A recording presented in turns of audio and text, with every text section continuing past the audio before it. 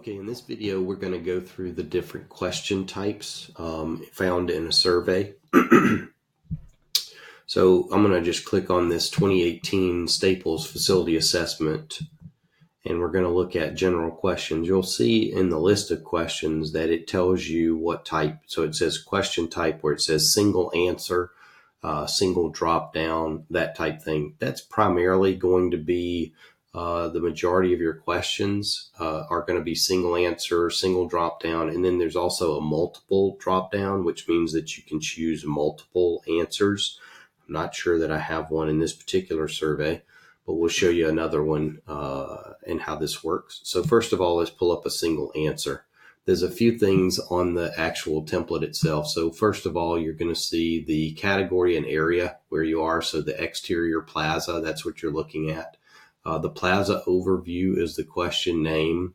Standing at a distance, it's going to give you the instructions here underneath that. And then you're also going to be able to choose your answer. Now you can choose no entry if you're not going to enter an answer. The question can't be saved if you do that or if you don't enter an answer. So for instance, if I went to click on save, you're going to get an error message that says, please update the following, either add an item response or select no entry. And add the minimum number of photos, which you'll find here where it says in this particular question, a minimum of 3 photos are required. So if you took one 360, you would need to add 2 additional photos or 3 flat photos to make this, to validate this question. Now you can turn this off and you can click on no photos, which would just gray it out and answer the question that you had no photos for this particular item. So if you chose no photos and checked on no entry, that's the same thing as marking the question NA from the main list. Okay, so that's it for a basic single answer question. It basically allows you to enter either open text or there may be a specific type of answer, so integer, percentage, dollar amount, things like that, that it will give you the instructions right here above where you enter your answer. And then of course you have your flag and your additional comments. Your additional comments can be as long as you need them to be.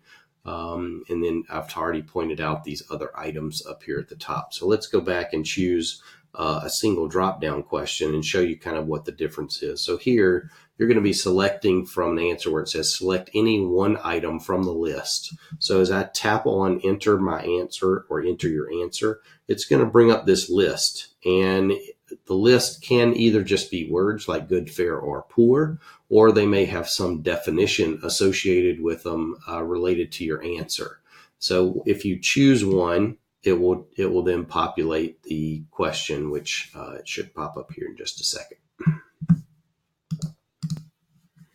All right, so it popped up as fair on the actual question. So again, we'll go back here, and it's highlighted in green just so that you know if you chose that. Now, if you choose again, in other words, it's only going to allow you to select one of those particular answers. You can't select multiple answers. If there were a large number of selections, you can do a search on those selections. So let's say you had 25 or 30 items that you were choosing from, you could do that as well. Okay.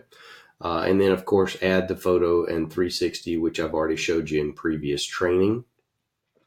And that's pretty much it for the different question types. Let me see what else I can find here for a question type. All right, as we're going through the survey, you'll also see this blue bar, which I've explained in an earlier video, but we'll explain it again.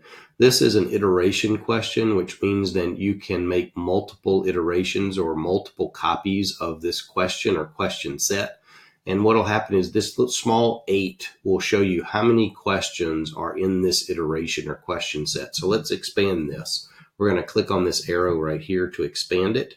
And it's going to show you that it has 8 questions associated with it. So unit photo, manufacturer other, model, serial number, catalog number, manufacturer, and single answer. And then it changes color back when it goes back into the regular questions. Okay, so those are your 8 questions within this particular iteration. So if we shrink it again, you'll see it goes back down. And if I wanted to add iterations, I just click on the plus mark, And if I wanted to add 3, and you just keep adding to that number. Now, anytime you're adding additional iterations, so let's click on 3, you're going to be telling it the total number of iterations, not how many more you want. So right now I have 3, and you'll see here it's already populated as a 4. So if you wanted 4 iterations, that's a total of 4. Okay.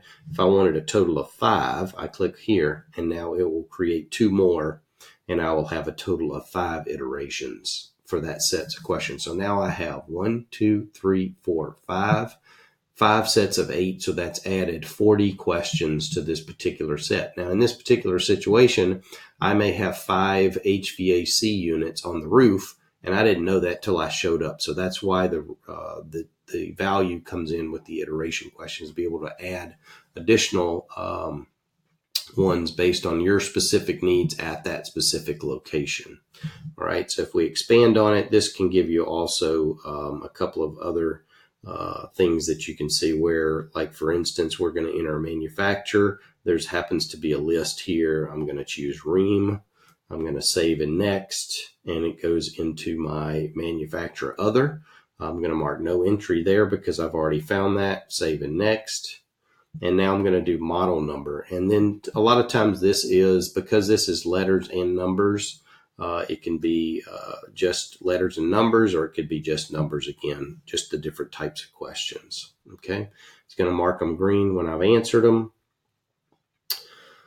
And that's it for iteration questions. There may be a photo only question, which does require only a photo. You can make a comment in photo only questions. Sometimes those are pretty rare. If you ever run across a question type that you have no idea what it's about, don't hesitate to contact us at support@goedu.com. Thanks, and we'll see you in the next training video.